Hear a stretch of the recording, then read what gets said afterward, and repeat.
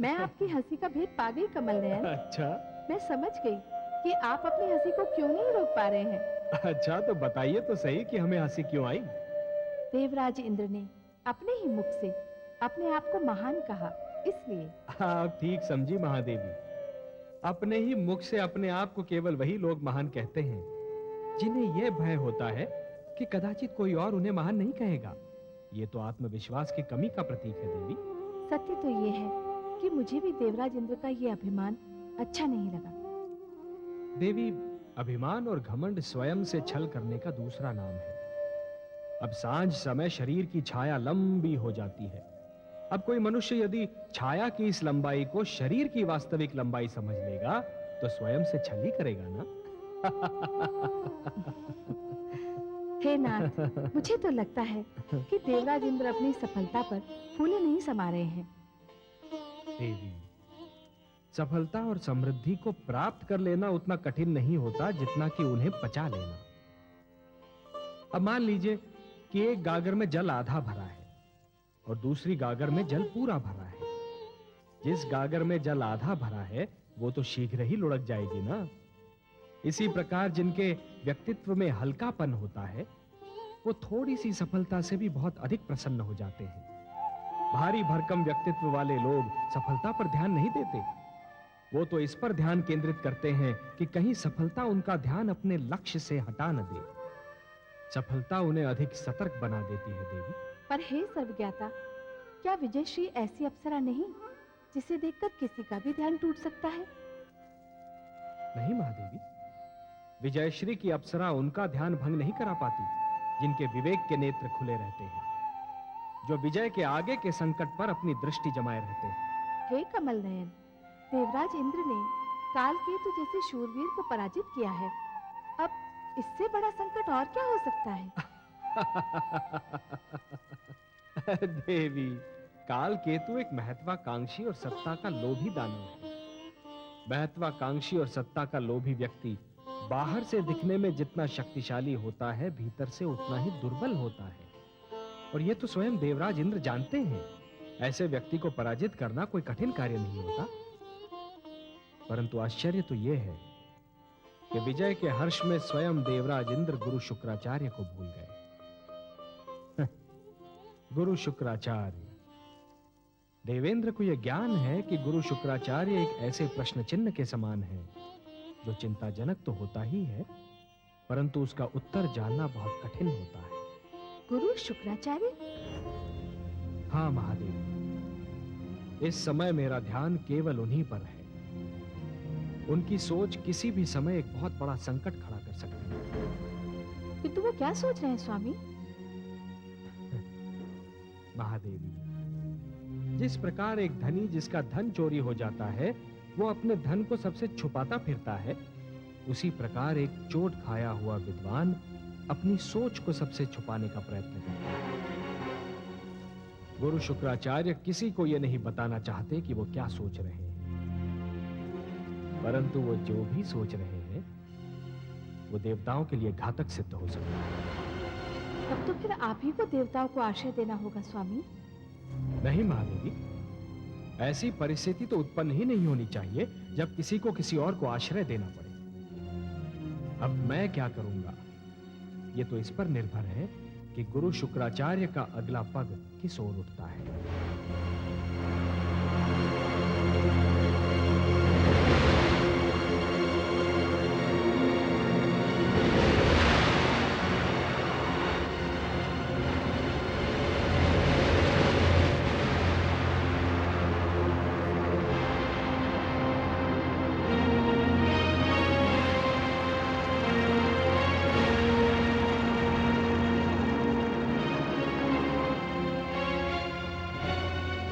सब मेरे कारण हुआ है।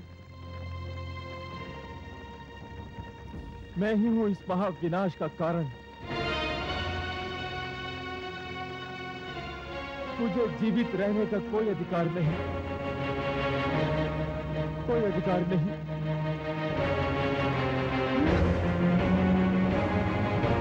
ठहरो कालकेतु, ठहरो।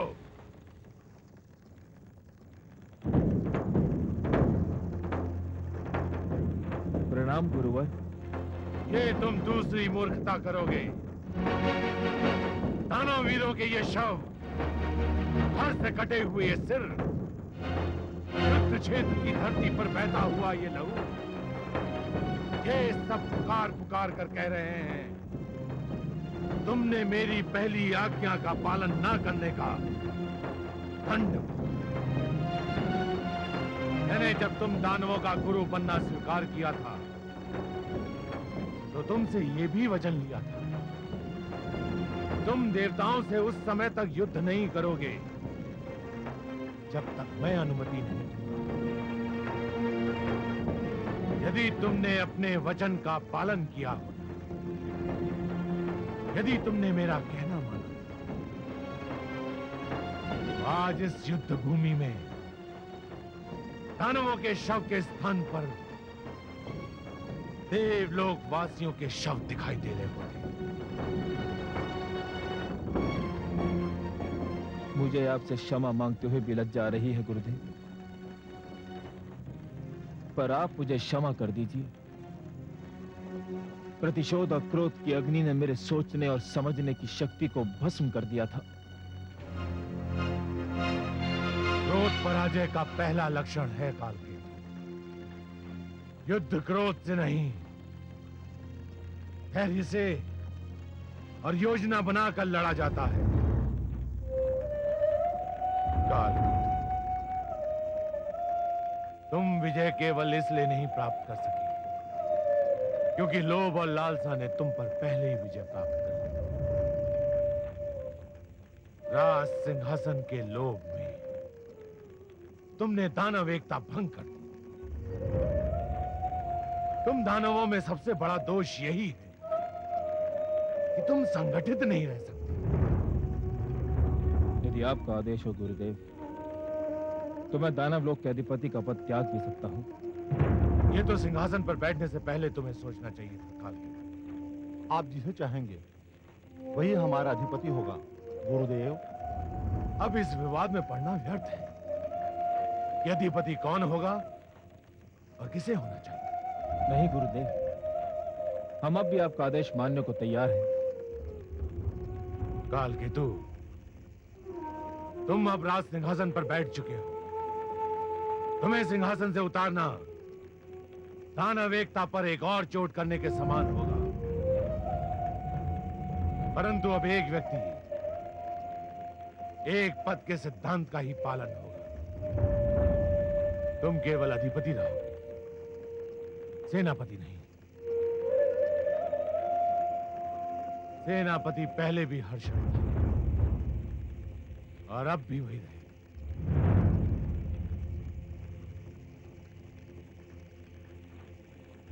जो आज्ञा गुरुदेव। परंतु गुरुदेव, हम परास्त हुए हैं, अपमानित हुए हैं। आपके निर्देशन के बिना हमारा खोया हुआ मान और टूटा हुआ साहस वापस नहीं लौट सकता। आप हमारा मार्गदर्शन कीजिए गुरुदेव। हम एक बार फिर सिर उठाकर जीना चाहते हैं। हम देवताओं को परास्त करना चाहते हैं गुरुदेव। ये तभी संभव है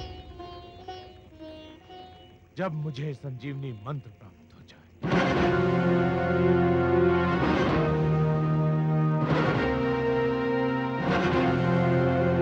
संजीवनी मंत्र गुरुदेव? संजीवनी मंत्र? हाँ, संजीवनी मंत्र भगवान शिव का सबसे महान वरदान। यदि वो मंत्र मुझे मिल गया तो तुम किसी युद्ध में नहीं मरोगे।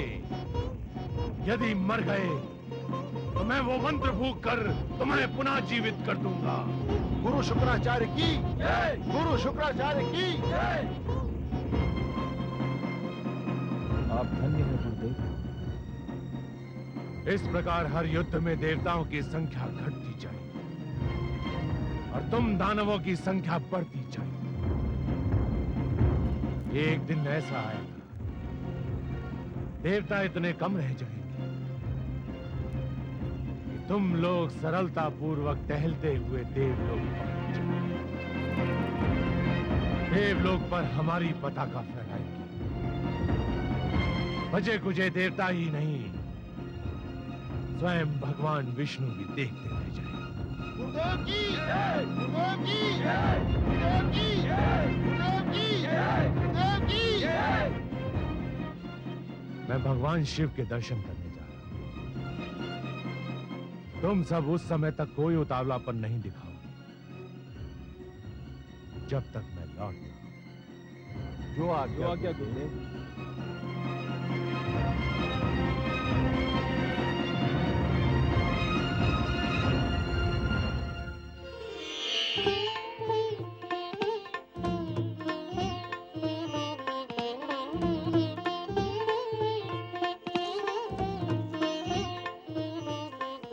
देवी इंद्राणी, देवासुर संग्राम तो पहले भी कई बार हो चुके हैं, परंतु इस बार हमने दानव सेना को वो मार दी है कि वो अभी तक अपनी चोट सहला रही होगी। समस्त युद्ध क्षेत्र को हमने दानवों के शवों से पाट दिया। मेरी यही मनोकामना है कि दानव इस पराजय से ऐसा पाट ले कि फिर कभी युद्ध ना हो। ऐसा ही होगा देवी, ऐसा ही होगा। दानव हो या असुर, भविष्य में कभी हम पर आक्रमण करने का साहस नहीं करेंगे। अब हमें उनकी ओर से कोई चिंता, कोई भय नहीं रहेगा। नृत्य गायन आरंभ करो। आज समस्त देवलोक विजयोत्सव मनाएगा।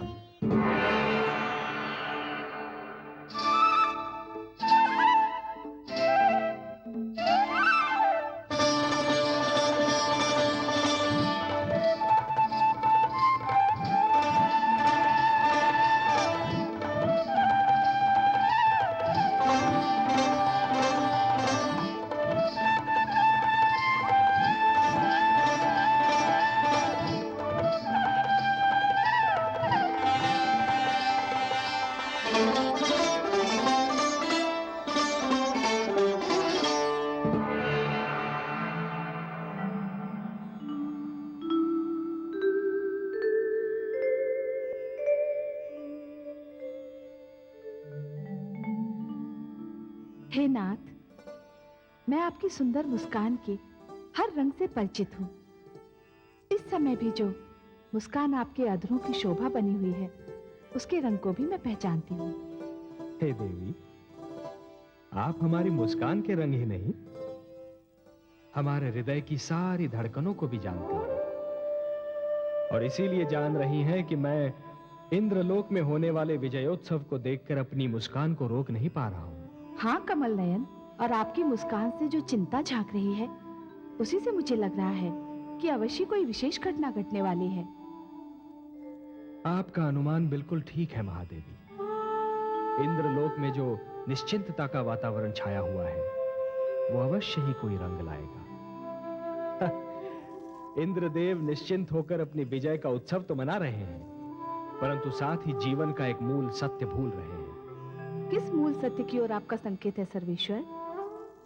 वो सत्य ये है महादेवी कि सूर्योदय के समय जो अंधकार इस धरती से भाग खड़ा होता है और घने वनों और गुफाओं में जाकर छुपता है, वही अंधकार सूर्यास्त का समय निकट आते ही फिर से अपना सिर उठाने लगता है, और सूर्यास्त होने के साथ ही इस धरती पर फिर से अपना अधिकार जमा लेता है।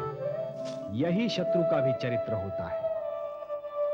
वो अपने शक्तिशाली विरोधी से युद्ध में हारकर रण क्षेत्र से भाग तो अवश्य जाता है, परंतु अपने विरोधी को निश्चिंत पाते ही फिर से अपनी पराजय का प्रतिशोध लेने के लिए आक्रमण कर देता है। विजय कभी स्थायी नहीं होती महादेवी। शत्रु और अग्नि को कभी छोटा और दुर्बल नहीं समझना चाहिए। दोनों किसी भी समय विकराल रूप धारण कर सकते हैं, इसलिए दोनों से सावधान रहना चाहिए। हे विश्वव्यापी, तो क्या दानव देवलोक पर फिर से आक्रमण करने वाले हैं? हाँ, कर भी सकते हैं। पर अभी तो देवराज इंद्र ने उनकी सारी शक्ति को चूर-चूर कर दिया है। दानव शक्ति का केंद्र है दैत्य गुरु शुक्राचार्य का मस्तिष्क, जो इस समय भयंकर रूप से सक्रिय है, पूर्णतया जागा हुआ है। उसे एक पल भी चैन नहीं। दैत्य गुरु जो करने जा रहे हैं, उससे यह तो स्पष्ट है कि उनके मस्तिष्क में कोई भयानक योजना पनप रही है। क्या करने जा रहे हैं दैत्य गुरु शुक्राचार्य? वो भगवान शिव के पास जा रहे हैं संजीवनी मंत्र मांगने। और यदि उनकी योजना के अनुसार भगवान शिव से उन्हें संजीवनी मंत्र मिल गया तो देवताओं के लिए दानवों को जीत पाना असंभव हो जाएगा। ये तो सचमुच बहुत गंभीर समस्या है। हे देवेश्वर, सब जानते हैं कि भगवान शिव बहुत भोले हैं। कोई भी उनसे कुछ भी मांगे तो वो दे देते हैं। कोई भी उनके सामने झोली फैला दे तो वो उसे तुरंत भर देते हैं। दैत्य गुरु शुक्राचार्य बहुत चतुर हैं। कहीं भोलेनाथ उन्हें ये मंत्र दे न दे। भोले अवश्य हैं हमारे शिव शंकर, परंतु उन्हें यह भली भांति ज्ञात है कि संजीवनी मंत्र उस शक्तिशाली शस्त्र के समान है जिसका सदुपयोग भी संभव है और दुरुपयोग भी, जिससे रक्षा भी की जा सकती है और विनाश भी। जिस प्रकार एक दीपक प्रकाश भी फैला सकता है और घर को आग भी लगा सकता है, उसी प्रकार संजीवनी मंत्र सत्यवादी को भी जीवन दे सकता है और असत्यवादी को भी। भगवान शिव तो यह भी भली भांति जानते हैं देवी कि मांगने वाले से देने वाले का उत्तरदायित्व कहीं अधिक बड़ा होता है। मांगने वाला तो कुछ भी मांग सकता है, परंतु देने वाले को यह सोच लेना चाहिए कि वो जो दे रहा है और जिसे दे रहा है वो उसके योग्य है भी या नहीं। यदि दैत्य गुरु शुक्राचार्य के लोक कल्याण का अर्थ केवल दानव कल्याण है, तब तो यह एक बहुत बड़े अनर्थ का सूचक है देवी। स्वामी, भगवान शिव ये निर्णय कैसे करेंगे कि दैत्य गुरु शुक्राचार्य संजीवनी मंत्र के योग्य हैं या नहीं? ये तो भगवान शिव का अधिकार है, उनका क्षेत्र है, इसे उन्हीं पर छोड़ दीजिए देवी। हाँ, हमारे भगवान शिव शंकर भोले अवश्य हैं, पर उतने ही बड़े पारखी भी। यदि वो चाहें तो किसी को भी परख लेना उनके लिए एकदम सरल कार्य है। फिर भी क्या ये उचित नहीं होगा कि देवराज इंद्र को दैत्य गुरु की योजना से अवगत करा दिया जाए? कहीं ऐसा ना हो जाए कि देवराज इंद्र विजय उत्सव मनाते रहें और दैत्य गुरु अपने उद्देश्य में सफल हो जाएं। यही तो हमारी भी चिंता है देवी। देवराज इंद्र की निश्चिंतता हमें चिंतित कर रही है। विजय ने उन्हें नीति के मार्ग से हटा दिया है। उनका तो यह कार्य था कि अपने गुप्तचर भेजकर अपने शत्रु की गतिविधियों से सतर्क रहते। आपने उचित परामर्श दिया है देवी, हम देवेंद्र को सूचित करेंगे। जय विजय। आज्ञा सर्वेश्वर। तुम दोनों इंद्रलोक जाओ और देवेंद्र को सूचना दो कि दैत्य गुरु शुक्राचार्य भगवान शिव शंकर से संजीवनी मंत्र मांगने जा रहे हैं, और यदि यह मंत्र उन्हें मिला तो देवलोक पर संकट आ सकता है। उनसे कहो कि इस समस्या का तुरंत समाधान ढूंढें। जो आज्ञा देवेश्वर।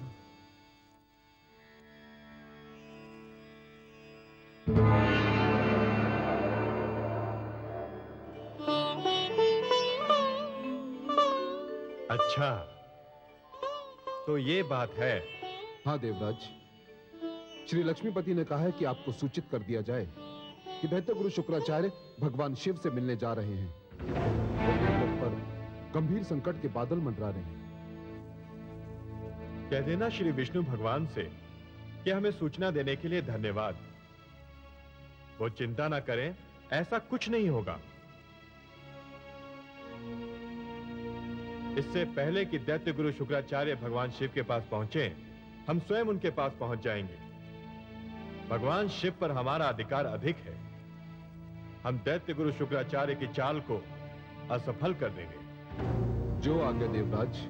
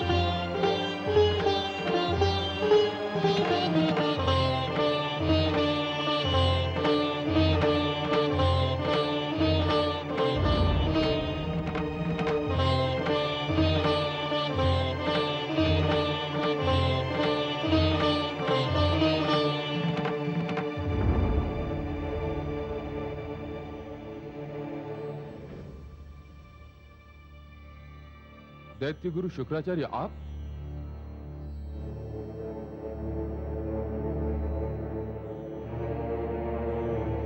हे महादेव, मैं एक याचना लेकर आपके चरणों में उपस्थित हूं।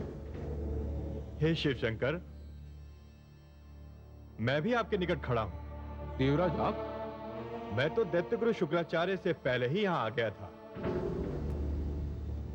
क्षमा करें देवराज, आप मेरे निकट नहीं, मेरे पीछे खड़े थे। मेरे 3 नेत्र अवश्य हैं, किंतु तीनों नेत्र मेरे मुख पर हैं। एक भी नेत्र मेरे सिर के पीछे नहीं है। इसी कारण मेरी दृष्टि आप पर नहीं पड़ी। नहीं तो मैं सबसे पहले आपका अभिनंदन करता, अतिथि की भांति आपका स्वागत करता। मैं अतिथि बनकर नहीं, याचक बनकर यहां आया हूं।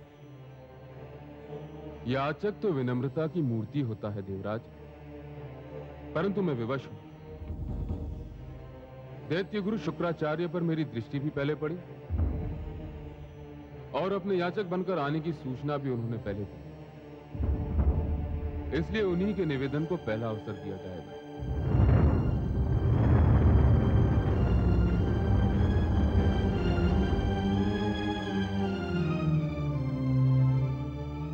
अपनी इच्छा व्यक्त कीजिए दैत्य गुरु शुक्राचार्य।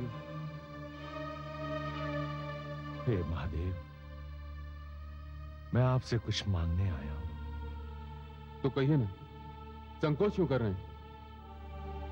अपनी वर्षों की तपस्या और आपके प्रति अपनी अपार भक्ति के बदले में, हे महादेव, मैं संजीवनी मंत्र मांगने आया हूं।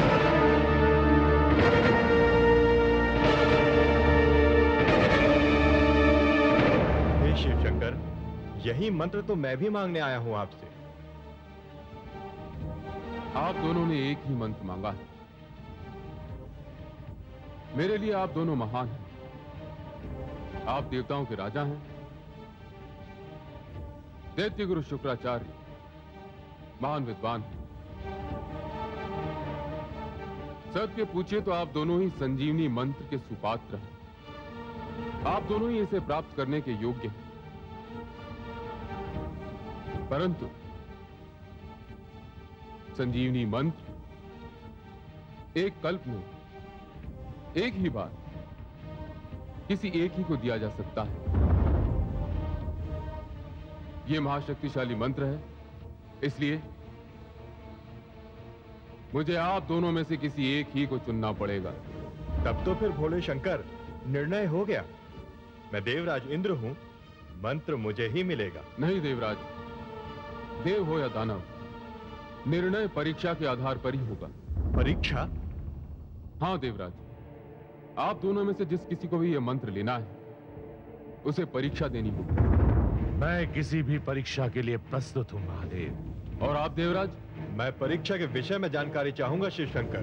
परीक्षा परीक्षक की इच्छा पर निर्भर करती है देवराज, परीक्षा देने वाले की इच्छा पर नहीं। परीक्षा क्या होगी, कैसी होगी, इसका निर्णय तो केवल परीक्षक करता है। फिर भी आपने जानकारी चाही है तो जान लें। मैं संजीवनी मंत्र उसी को दूंगा जो 1 वर्ष तक धरती के 365 दिन वृक्ष से उल्टा लटक कर, जल और अन्न त्याग कर, केवल जलती हुई पत्तियों का धुआं पीता रहे पूरे 1 वर्ष। आपको स्वीकार है देवराज? और आपको दैत्य गुरु? हे महादेव, मुझे इसकी चिंता नहीं है कि परीक्षा कितनी लंबी और कितनी कठिन हो। मेरी रुचि केवल इसमें है कि परीक्षा कब आरंभ करनी। आप केवल मुझे यह बताने की कृपा करें कि अनुष्ठान के क्षण और किस समय आरंभ करना हो। ये जान लीजिए दैत्य गुरु शुक्राचार्य, इस अनुष्ठान में आपके प्राण भी जा सकते हैं। मैं आचार्य हूं भोलेनाथ, और जो आचार्य अपने आचरण का पालन नहीं करता, उसे आचार्य बनने का कोई अधिकार नहीं। मैं संजीवनी मंत्र लोक कल्याण के लिए मांगा, और यदि लोक कल्याण के लिए मेरे प्राण भी जाते हैं तो मुझे कोई चिंता नहीं। हे महादेव, आप अनुष्ठान की तिथि और समय निर्धारित कीजिए। यह अनुष्ठान आपको सोमवती अमावस्या की रात्रि को आरंभ करना होगा। रात्रि आरंभ होते ही आपको वृक्ष से उल्टा लटक जाना होगा और अगले वर्ष की सोमवती अमावस्या की रात्रि तक नीचे रखी पत्तियों को जलाकर उसके धुएं को निरंतर पीते रहना होगा। और इस अनुष्ठान के समय आपको मौन भी धारण करना होगा। यह अनुष्ठान पूर्ण होने तक आपके चारों ओर कुछ भी घट रहा हो, आपके मुख से एक शब्द ही नहीं निकलना चाहिए। हे शिव शंकर, पातु मां, आज्ञा दे महादेव।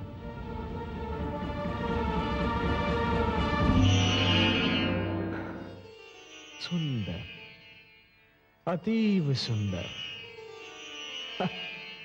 क्या निष्ठा है दैत्य गुरु शुक्राचार्य की, क्या साहस है, कितना दृढ़ निश्चय है। देखकर तो मेरे भी मुख से धन्य है का उद्गार निकल गया। वंदनीय है उनका साहस महादेवी, वंदनीय है उनका साहस, और प्रशंसा के योग्य है स्वयं वो। निस्संदेह वंदनीय है उनका साहस, निस्संदेह प्रशंसा के योग्य हैं स्वयं वे। पर हे सर्वेश्वर, क्या ये दुर्भाग्य नहीं कि ऐसा महान विद्वान दानवों के साथ है, देवताओं के साथ नहीं? क्या ये स्वयं विद्या का अपमान नहीं कि वो ऐसे पक्ष के पास है जो विद्या का आदर करना भी नहीं जानता है? है तो सही प्रिय, परंतु इसका कारण भी तो है। इसका क्या कारण है सर्वेश्वर? विद्वान का अहंकार? अहंकार।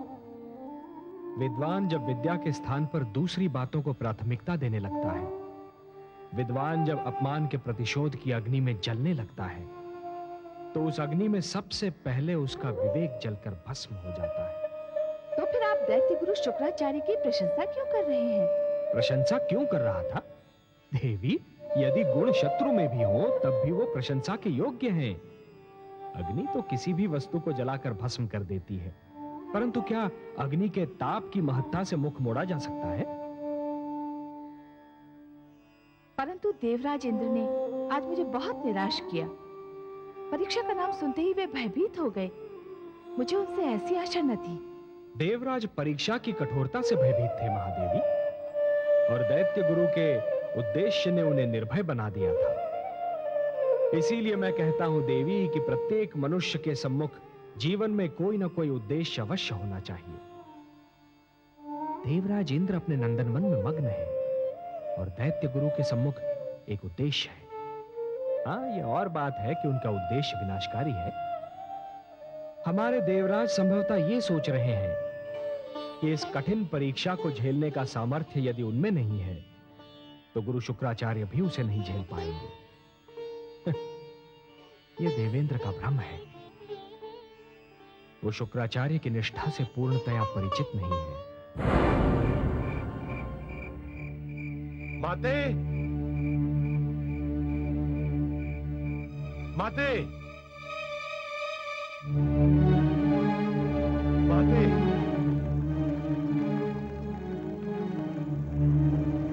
पुत्र, आयुष्मान भव पुत्र। मैं आपका आशीर्वाद लेने आया हूं माते। मेरा आशीर्वाद तो जन्म से ही तुम्हारे साथ है पुत्र। मेरे आशीर्वाद के तुम ही प्रथम और अंतिम अधिकारी हो। परंतु सदैव चिंतित दिखने वाले इस मुख पर आज हर्ष और उल्लास की किरणें देखकर मेरा हृदय भी प्रसन्नता से झूम उठा है। अवश्य ही कोई अनहोनी हुई है। हाँ माते, मैं बहुत प्रसन्न हूं। मैंने आज महादेव के समक्ष एक अनुष्ठान का प्रण किया है। तुम्हारा तो जीवन ही अनुष्ठानों की पूर्ति में बीता है पुत्र। इसमें नई बात कौन सी है? परंतु ये अनुष्ठान सबसे भिन्न है माते, और सबसे अधिक कठिन। मेरे पुत्र के लिए कोई अनुष्ठान कठिन हो, ये मैं मान ही नहीं सकती। ये सत्य है माते। मुझे इस वर्ष की सोमवती अमावस्या से अगले वर्ष की सोमवती अमावस्या तक वृक्ष से उल्टा लटक कर केवल पत्तियों का धुआं पीते रहना होगा। क्या? परंतु इतने कठिन अनुष्ठान का प्रण लेने की तुम्हें क्या आवश्यकता थी पुत्र? मुझे संजीवनी मंत्र चाहिए माते, और महादेव ने कहा है कि संजीवनी मंत्र प्राप्त करने के लिए अनुष्ठान मुझे इसी प्रकार पूरा करना होगा। परंतु पुत्र, तुम्हें संजीवनी मंत्र क्यों चाहिए? अपने दैत्य शिष्यों को जीवन दान देने के लिए, उन्हें मृत्यु से बचाने के लिए, देवताओं को पराजित करने के लिए, और अपने अपमान का प्रतिशोध लेने के लिए। मैंने तुम्हें आज तक कोई कार्य करने से नहीं रोका पुत्र, पर एक बात का ध्यान रखना, शत्रु को पराजित करने के लिए चरित्रहीन तत्वों से मेलजोल कोई लाभदायक नीति नहीं होती। फिर भी तुमने यदि अपने शिष्यों का कल्याण करने की ठान ही ली है, तो मैं तुम्हें गुरु धर्म निभाने का आशीर्वाद देती हूँ। मुझे गर्व है कि मेरे पुत्र ने जिस अनुष्ठान की ठानी है, वो इतिहास में अपने आप में एक उदाहरण है। ऐसे अभियान की बात मेरे पुत्र के सिवा ना तो किसी ने सोची है और ना कोई सोच सकता है। मुझे अपनी माता से यही आशा थी कि वो मेरे सिर को अपने आशीर्वाद की छांव से अवश्य ढक देंगी। मुझे गर्व है कि मैं ऐसे पुत्र की मां हूं जिसके जीवन का एक ही उद्देश्य रहा है, असंभव को संभव बनाना।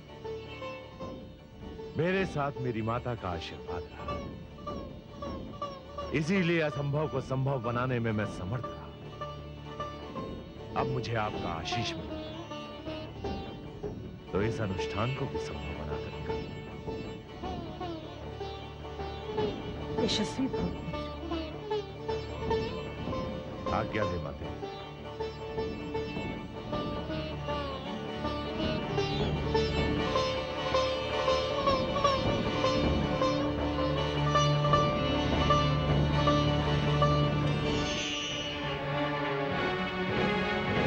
दानवीरों, हमारे परम पूज्य गुरु शुक्राचार्य ने केवल हमारे लिए एक अत्यंत कठिन अनुष्ठान का निर्णय कर लिया है। हम उनको इस अनुष्ठान से रोकना चाहते हैं। हम इतने स्वार्थी नहीं हैं कि शक्ति और बल प्राप्त करने के लिए अपने महान विद्वान की बलि चढ़ा दें। इस अनुष्ठान में उनके प्राण जाने का भय है। हम उन्हें इस अनुष्ठान को करने से रोकेंगे। यदि हम सबने मिलकर उनके सामने इच्छा प्रकट की और उनसे इस अनुष्ठान को स्थगित करने की विनती की, तो वो अवश्य ही हमारी इस बात को मान जाएंगे।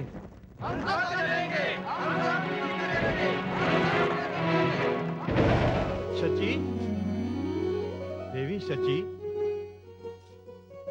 शची, कहाँ हैं आप?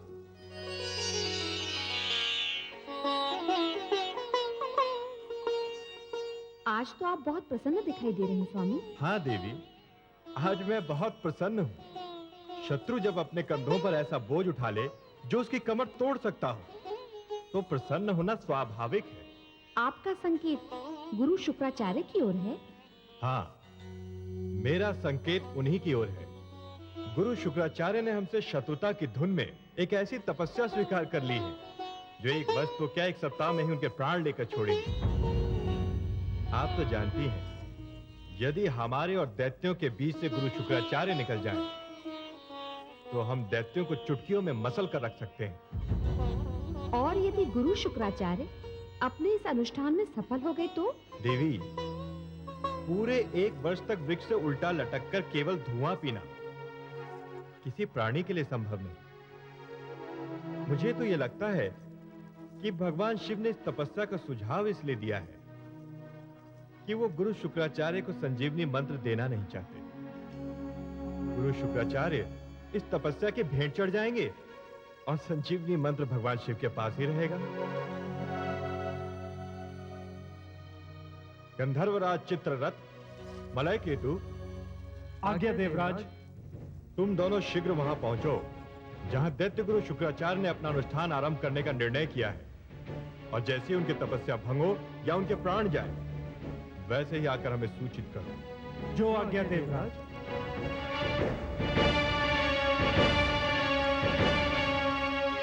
देख लीजिएगा देवी, इन्हें लौटने और दैत्य गुरु की तपस्या का अंत हो जाने का समाचार लाने में अधिक समय नहीं लगेगा।